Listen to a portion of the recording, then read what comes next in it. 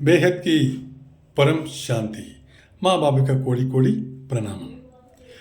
ഇന്നത്തെ വിഷയമാണ് ബേഹദ്. എന്താണ് ഈ ബേഹദ്?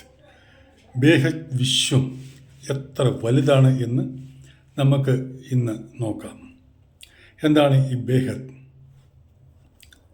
ബേഹദ് ദുനിയ വളരെ വളരെ വലുതാണ്. അതായത് ഇന്ന് നമ്മൾ എല്ലാ ധർമ്മവും ജാതി മതങ്ങളും അനേക ബന്ധനത്തിൽ പെട്ട് കിടക്കുകയാണ് മനുഷ്യന്മാർ. ഈ മായാജാലത്തിൽ മോഹസംബന്ധം എങ്ങനെ ഈ മോഹത്തിൽ നിന്നും മുക്തി കിട്ടും?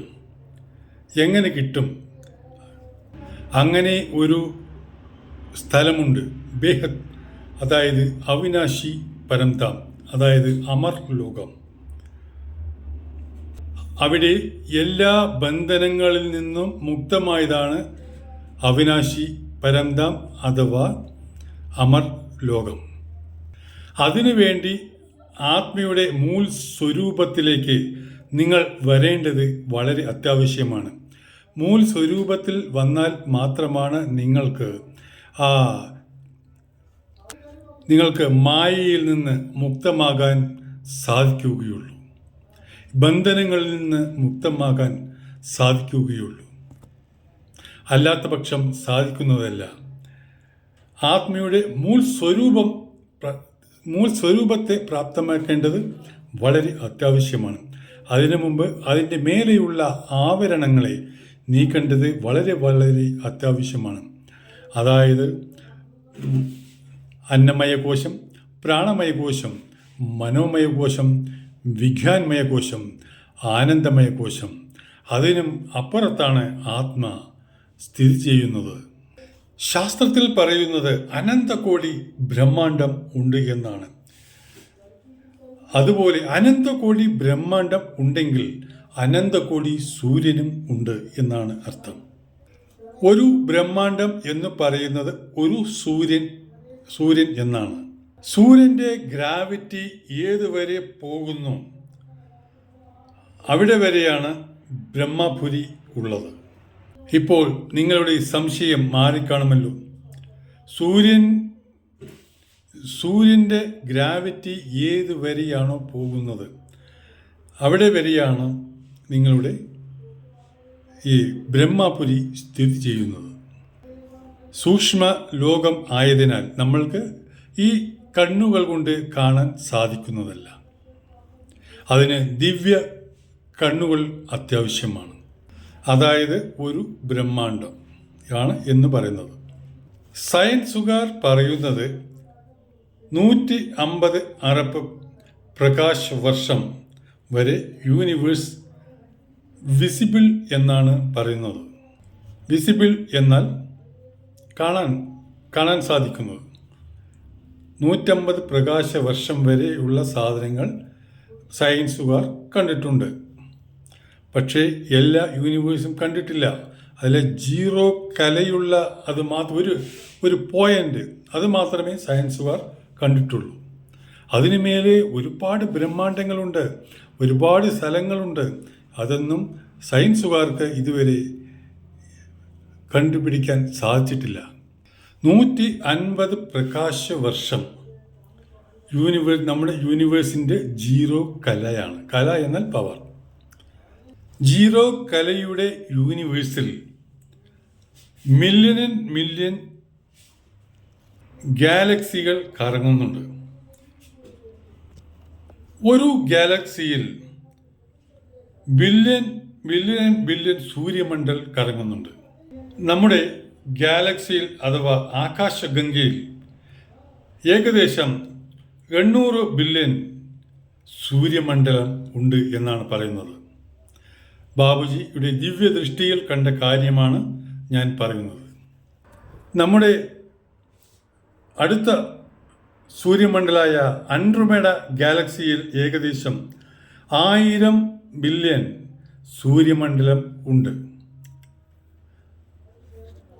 മില്യൺ സൂര്യമണ്ഡലം ചേർന്നതാണ് ഒരു ഗാലക്സി, അതായത് സോളാർ സിസ്റ്റം എന്ന് പറയും. നമ്മുടെ ഈ ഗ്രഹങ്ങളെല്ലാം സോളാർ സിസ്റ്റം എന്നാണ് പറയുന്നത്. അങ്ങനെ സോളാർ സിസ്റ്റം, അനന്തകോടി സോളാർ സിസ്റ്റം ചേർന്നതാണ് ഒരു ഗാലക്സി.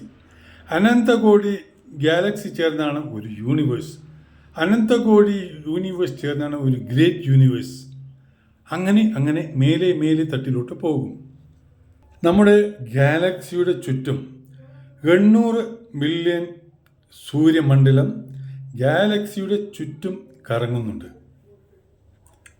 ഗാലക്സിയുടെ പവർ കൊണ്ട് ഗാലക്സിക്ക് ചുറ്റും 800 അറബ് സൂര്യമണ്ഡലം ഗാലക്സിക്ക് ചുറ്റും കറങ്ങുന്നുണ്ട്. അത് നിങ്ങൾക്ക് പുതിയ ഒരു അറിവായിരിക്കും. അതായത് നമ്മുടെ സൂര്യൻ്റെ ഗ്രാവിറ്റി കൊണ്ടാണ് നമ്മുടെ ചുറ്റുമുള്ള ഗ്രഹങ്ങൾ സൂര്യന് ചുറ്റും കറങ്ങുന്നത്. അതുപോലെ 800 ബില്യൺ സോളാർ സിസ്റ്റം ഗാലക്സിക്ക് ചുറ്റും കറങ്ങണമെങ്കിൽ ഗാലക്സിയുടെ പവർ എന്തായിരിക്കും? നമ്മളുടെ സൂര്യൻ്റെ ചുറ്റും കറങ്ങുന്നത് 10-12 ഗ്രഹങ്ങളുണ്ട്. പക്ഷേ ഇത് അങ്ങനെയുള്ള അവസ്ഥയല്ല. 800 ബില്യൺ സൂര്യമണ്ഡലമാണ്, അതായത് സോളാർ സിസ്റ്റമാണ് ഗാലക്സിക്ക് ചുറ്റും കറങ്ങിക്കൊണ്ടിരിക്കുന്നത്. അതാദ്യം മനസ്സിലാക്കണം. അപ്പോൾ ആ ഗാലക്സിയുടെ പവർ എത്രയായിരിക്കും, എത്ര മടങ്ങായിരിക്കും? നമ്മുടെ സൂര്യമണ്ഡലിനേക്കാളും ഗാലക്സിയുടെ പവർ എത്ര മടങ്ങ് കൂടുതലായിരിക്കുമെന്ന് ഒന്ന് ഊഹിച്ചാൽ നിങ്ങൾക്ക് കിട്ടും. ഒരു ഗാലക്സിയുടെ ഗ്രാവിറ്റി പവർ 1,00,000 പ്രകാശവർഷം വരെ പോകും. അപ്പോൾ നമ്മുടെ ഗാലക്സിയിൽ 800 അറബ് മില്യൺ സൂര്യമണ്ഡലം ഉണ്ട് ഗാലക്സിക്ക് ചുറ്റും. അങ്ങനെ അറബും ഗാലക്സികൾ കൂടി ചേർന്നതാണ് ഒരു യൂണിവേഴ്സ്. അങ്ങനെ മില്യൺ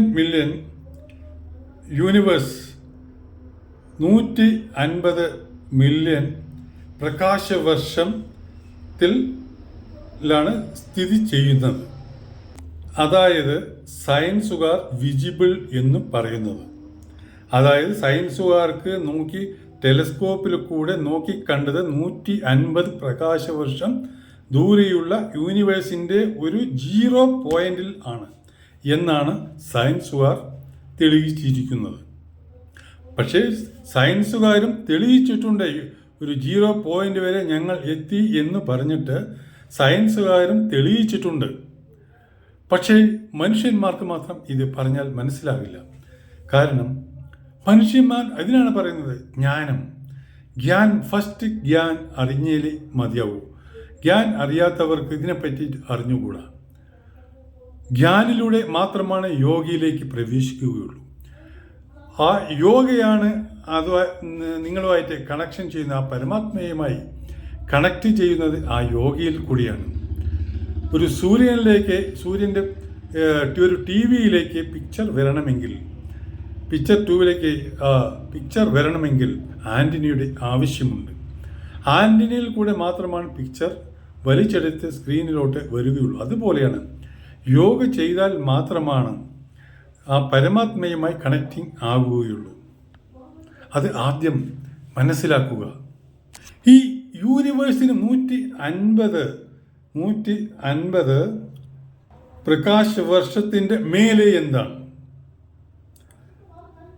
അത് നമ്മൾക്ക് അടുത്ത വീഡിയോയിൽ നോക്കാം. പരം ശാന്തി. ലൈക്ക് ചെയ്യുക, ഷെയർ ചെയ്യുക, സബ്സ്ക്രൈബ് ചെയ്യുക. ബേഹത്ത് കി പരം ശാന്തി. ഇത് ബേഹത്തിൻ്റെ കഥയാണ്, ഈ ബേഹത്തിൻ്റെ സ്റ്റോറിയാണ്. നിങ്ങൾക്ക് അമർ ലോകത്തിലേക്ക് പോകണമെങ്കിൽ നിങ്ങൾക്ക് ആവശ്യം എന്താണ് എന്ന് വെച്ചാൽ പരം ജ്ഞാനാണ്. പരം ജ്ഞാൻ ഇല്ലെങ്കിൽ നിങ്ങൾക്ക് അമർ ലോകത്തിലേക്ക് പോകാൻ സാധിക്കുന്നതല്ല. നിങ്ങളുടെ പാപത്തിനെ ഇല്ലാതാക്കണം. പാപത്തിലെ ഇല്ലാതാക്കിയാൽ മാത്രമാണ് നിങ്ങൾക്ക് ഈ ലോകത്തോട്, ഈ ഭൂമിയോട്, ഈ ബ്രഹ്മാണ്ടത്തോട് വിട പറയാൻ, നിങ്ങളുടെ ഒറിജിനൽ സ്വരൂപമായ ആത്മയിലേക്ക് പ്രവേശിക്കാൻ നിങ്ങൾക്ക് സാധിക്കുകയുള്ളൂ. ആത്മാ പരമാത്മയിലേക്ക് പ്രവേശിക്കാൻ സാധിക്കുകയുള്ളൂ. ബേഹത്തി പരം ശാന്തി.